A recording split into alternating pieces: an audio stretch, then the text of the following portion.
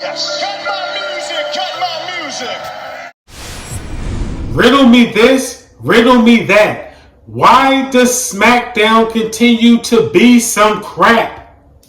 Drop your answers in the comments before the video ends, and I'll be revealing at the end of the video the answer to the question, to the riddle. Sorry. This episode of Smackdown, once again, this thing is boring. This stuff is boring and it is repetitive. And once again, Triple H is creatively bankrupt. You cannot. The stuff that they had going on in this episode makes zero sense. Once again, no storylines were progressed, no characters were developed, and everybody just basically stays the same. It's like even kill booking. Nothing happens. And then they are hell bent on promoting face versus face, heel versus heel. When you have face versus face, heel versus heel, two faces are in the ring together. You don't know who to root for. So nobody gets over. That's terrible booking. You're basically capping your heels and what they can do. You have two heel factions going at each other. It makes no sense. Once again, then you got the two heels. People want to boo heels. They don't want to cheer heels. So it's like, then you got the crowd just sitting there confused. Now do you see what I'm saying? This booking makes zero sense. And I don't know what Triple H is doing, but I'm praying Rock and Gorwitz, I think that's his name. I'm praying that these guys step in and get this company back on track. Because Triple H, and when it comes to revenue and ratings and things like that, if you notice, they are not touting the ratings and these mass profits and all this like they used to. You don't hear them talking about that stuff anymore. These guys are operating in a loss. This product is trash. And the head man behind it, the CFO, is Triple H. And he is to blame for this. So you have on this episode, Selena Vega botching all over the place in her match. She has been botching up a storm recently. And yet she is allowed to keep this title. And then she is having the same repetitive matches.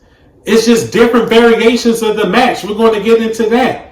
We got Jeff Jobber Cobb, or Jeff Job, whatever you want to call him, losing to Jimmy Uso in only his third match. I told you, he's a jobber.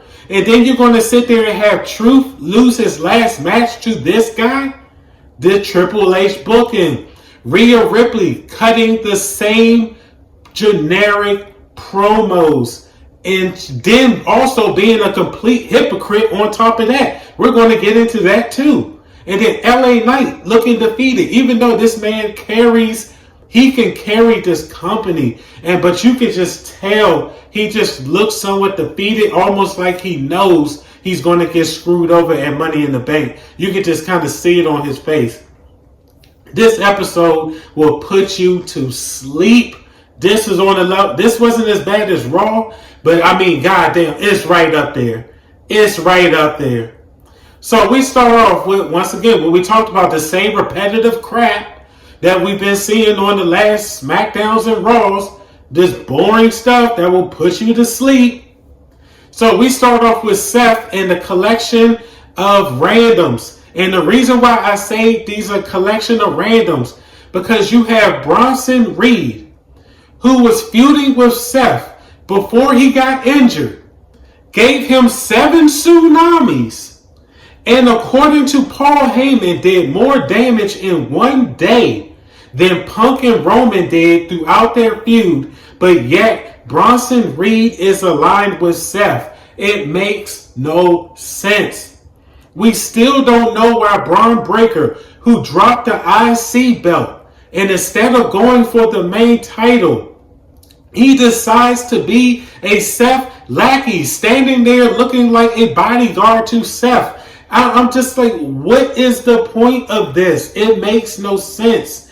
Then we have, which is weird right here, we got Paul Heyman, who is a mouthpiece, but he's standing on the sidelines. And for most of these promos, because guess what? Seth does all the talking. So it's like, why is Paul Heyman even here? It makes no sense. He's really like an odd man out, and that's not Paul Heyman. And all of these guys together, once again, it's just a collection of randoms. This group makes no sense. They have no name, and also they have no group entrance music. They are just a collection of people that just came together in their heels. That's all they are, with no explanation to this stuff. It makes zero sense. So you got Seth rambles. He cuts the same generic, boring promos that he's been cutting for the last 5 years now, and is only getting over because of his entrance music. And you cannot say that's true. Seth is only getting over because of his entrance music. He is interrupted by Solo. Solo's heel faction comes out. So once again, here we go with the nonsense. You have heel versus heel. The crowd is split. Nobody knows what to do. The crowd doesn't know what to cheer. They don't know what to do. You can see it in the crowd. It makes no sense. Two heel factions. That means, guess what? When you have two heel factions going at each other, one has to be the lesser. It makes no sense, and you're trying to prop these people up. Solo carried this promo battle. Seth went back and forth with him, cool. But Solo really carried this promo battle. Solo looks at Bronson Reed and asks him, is he the Sami Zayn, the honorary Uce of the group? And this kind of breaks Bronson Reed. Bronson cracks a smile, which is pretty funny. Then Seth comes around and Seth asks he asks Jacob, are you Solo's bitch? And I'm just like, wait, what? Solo's bitch? I was like, hold on. Wouldn't Bronson Reed, who gave you 7 tsunamis, and according to Paul Heyman, did more damage to you in one night than Roman and Punk ever did in that feud? And now he's following you, so wouldn't he be your bitch? Wouldn't Braun Breaker, who dropped the IC belt, and instead of going for the world title, he decides to follow you, so wouldn't he be your bitch? So once again, this is hypocrite stuff. It's like these people don't think about what they're saying. This crap, like I said, this crap is for children because it makes no sense. It does not make sense to a fully developed brain adult. It's terrible. So Seth and the Peanut Gallery screw off out of the ring. Okay? Then out comes Big Jim. Why he's called Big Jim at 170 pounds, I don't know, but who gives a crap at this point? He clears out the ring by taking out Jeff Job. Then Jeff takes out Jacob and Solo. And then I'm laughing. I'm like, this is so stupid. And he takes him out with an elbow. You know, when people just stand around and then Jimmy just comes and takes everybody out. And this is just terrible. And this is how we started off. So this eventually goes into the first match of the night. Okay, which is Jimmy Uso versus Jeff Job. This is a generic match, nothing special. Jimmy Uso ends up hitting the Samoan drop on Jeff Job. Jeff Job goes for a flying elbow to Jimmy, but Jimmy moves, and Jeff Job ends up hitting Jacob on the apron, and then Jimmy goes for a devastating roll-up pin. This is how Jeff Job loses in only his 3rd match in the company. He loses to a roll-up pin from Big Jim. Do you see what I'm talking about? And you had this man beat R-Truth in his last match.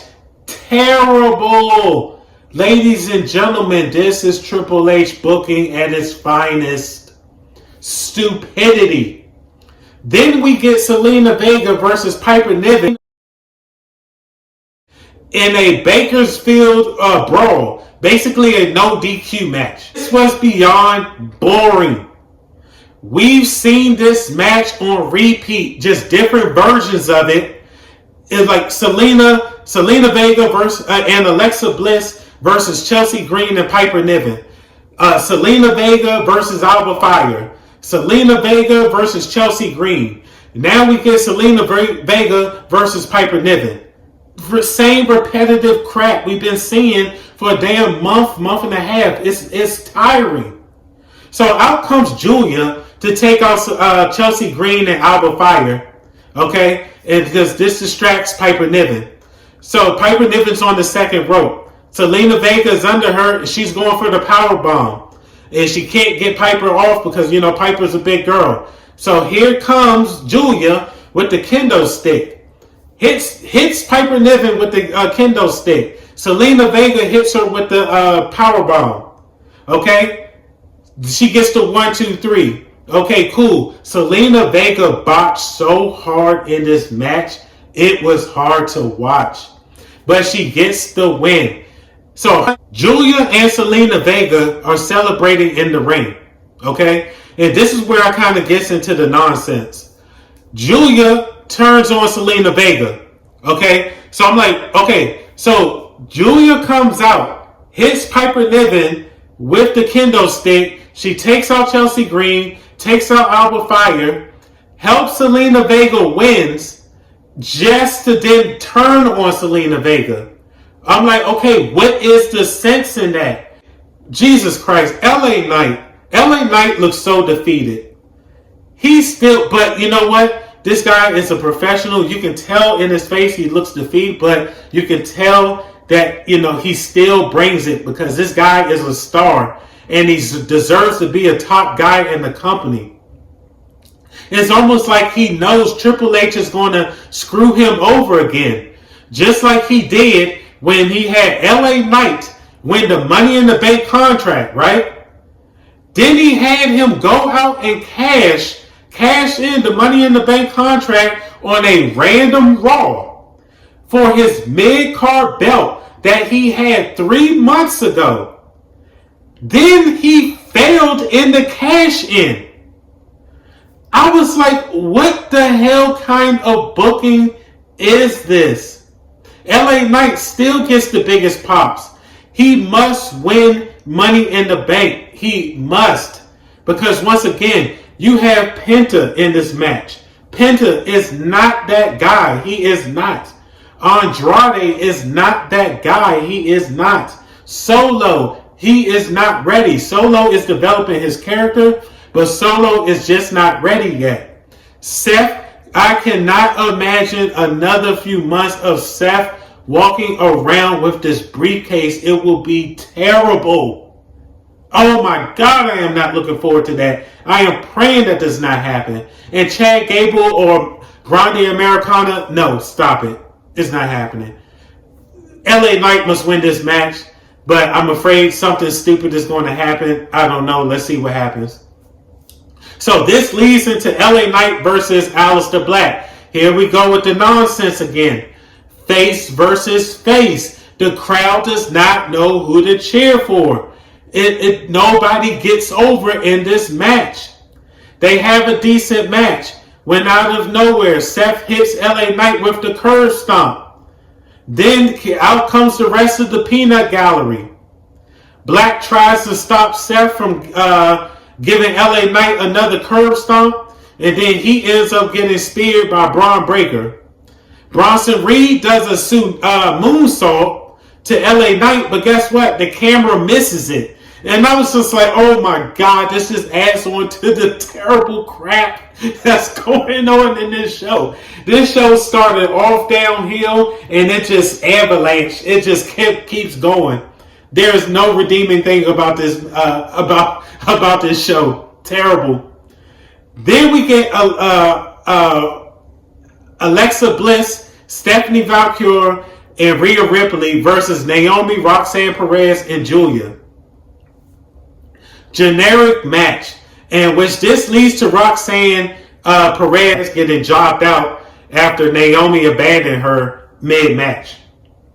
So even though Roxanne took all 3 finishers from the faces, you can the redeeming factor in that was Naomi abandoned her, so then she ends up getting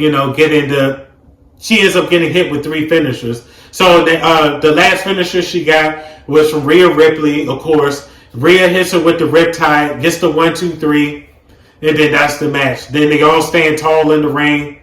Nothing special about this match.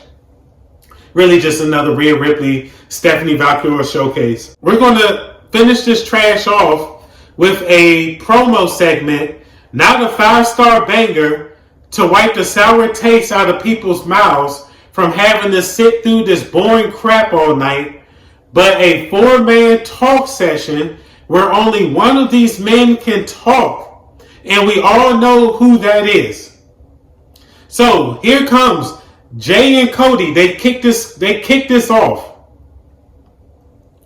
Oh, and for everyone saying this is working, we need to go back to the ratings. Look at these ratings, and the ratings say otherwise.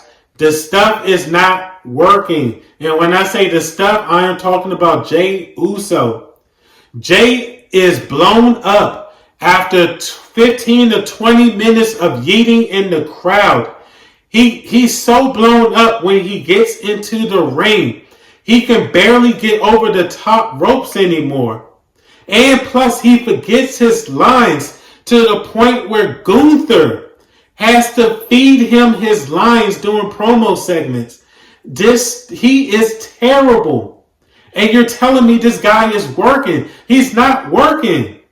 Jay is like the Ultimate Warrior. He's all entrance. His entrance is everything.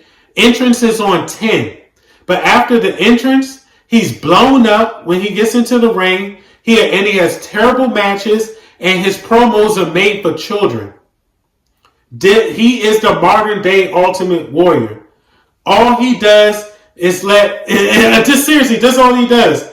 Let's fight, Oos. 4 letters, 1 word, yeet. And then there's no way anybody that finds this crap entertaining besides children. Seriously, let's talk about this. He literally will come out and say, let's fight, Oos. 4 words, 4 letters, 1 word, yeet. I mean, come on. This is not serious stuff. Jay comes out through the crowd with a 15 to 20 minute yeet session, pretending to be a role model to these kids up here, kissing babies and hugging these kids and all this, these planted kids and all this other stuff. And I'm just like, this cannot be it. If Jay Uso is a role model, I am a 7-foot lesbian. I will continue to say that. He's joined by Cody Rhodes, who is more suited to be a talk show host than a wrestler, because all he does is do more. He does more talking than he does wrestling nowadays. This is Cody Rhodes. That's really what he does. So they both do some type of cringe thing where they come out and they talk. Then they say yeet after every word, or after every word or two. And it's like the participation bots love this crap, because it's all about participating nowadays. Nobody cares about wrestling, whether somebody can wrestle or not. And nobody cares about if anybody can cut a decent promo or not. It's all about, can I participate in what you are doing? And this is why Jay Uso is so over. And this is why Seth Rollins, a heel who has his little sing-along music, this is why people will sing his songs in the beginning when he comes out and then boo him during the match. It makes no sense. None of this stuff is making sense. So thank God Cena shows up to save this trash. But you can still tell the timing wasn't done properly, because after Cena beat these two jobbers down, and after he cut his promo, and then Logan Paul standing in the background looking like an idiot, they had like 5 to 6 minutes left. But Cena, just being the total beast that he is, feels that time like it is nothing. He just feels it, because this guy is just a pro. He is the greatest. I give it to him.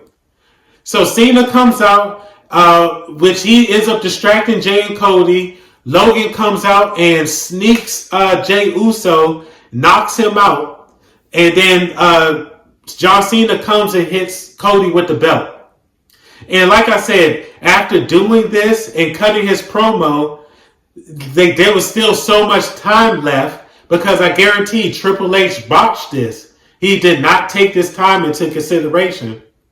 But once again, the cool part was when the crowd chanted, "We want truth."